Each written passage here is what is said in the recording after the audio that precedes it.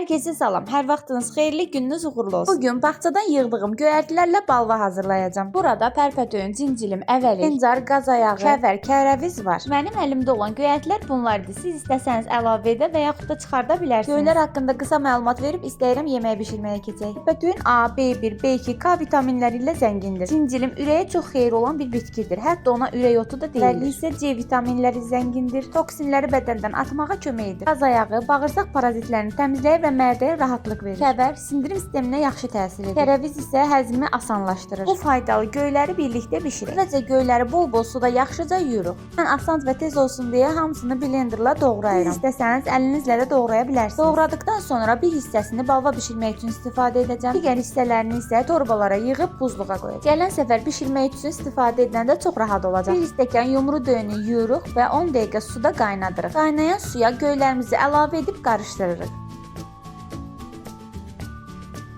Yaxşı qarışdırmaq lazımdır ki, düyülər aşağıda qalmasın. Biraz qaynadıkdan sonra üzərinə köpüklər yığılır. Onu isə götürürük.